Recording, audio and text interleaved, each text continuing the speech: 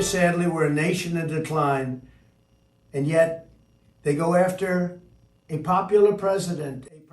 Kiri kotigiso kan ka jalakili sɛbɛn nun labla sani a ka taa kirikɛlaw ka wele lamɛn kiriso kɔnɔna na dɔgɔkun nata la waati la cɛbɔyaw san 2024 jamanakuntigiya nɔfɛ yɛrɛkufaw n'a bɛ wele nansarakan na bɛ senna ani ne a sigilen bɛ kosɛbɛ kiri jalakilikanw kan Ameriki mara yɔrɔ caman kɔnɔna na kɔlɔsi bɛ min jira o de ye k'a fɔ ko a waleya bɛ Trump kɛ Ameriki jamanakuntigi kɔrɔ fɔlɔ ye jamana furuba fanga a ye min mara ka tɛmɛ bɛ nin jalakili jugu fasɔn ninnu ta ka ɲɛsin jamanakuntigi kɔrɔ ma a jalakili ninnu bɛ falen kiri kɔlɔlɔ gɛlɛnbaw de la kɛrɛnkɛrɛnnenya la ka taa se fo kasolablaw ɲangiliw ma a kiri jɔra a la fan dɔ fɛ a bɛ se ka kɔlɔlɔ fɛnɛ bila politiki nasiraw kan misali la a kɔlɔlɔ bɛ se ka yɛlɛma belebele de bila u ka politiki kulu ka cɛbɔw san 2024 jamanakuntigiya nɔfɛ sugandiliw la Trump kɛlen bɛ ka ɲɛkunya minɛ min na kaban labanna a bɛna kɛ kiri makɔnɔninba fɛnɛ sira dayɛlɛlen ye ne a sigilen don waleyaw kan ne a bɛ sɛbɛntiyali fɛnɛ kɛ k'a fɔ ko a ye a lawuli a kama ni dankariliw ye furuba fanga ka hakɛw la ne ka jamana ka furuba lakanagundo siraw labla alamisa sufɛ CNN jakanso kan James Trusty Trump ka surunadonnikɛla ne kunnafonidilaw ka ɲiningaliw senfɛ a ye laseli kɛ k'a fɔ ko ɲangili ninnu ladilannen de don ne kunnafoniw ye ka kɛɲɛ ne furuba fanga lakanaw ye ko o bɛ jalakili ninnu kɔnɔna na ko o dun ye kojuguba de ye ka kɛɲɛ ni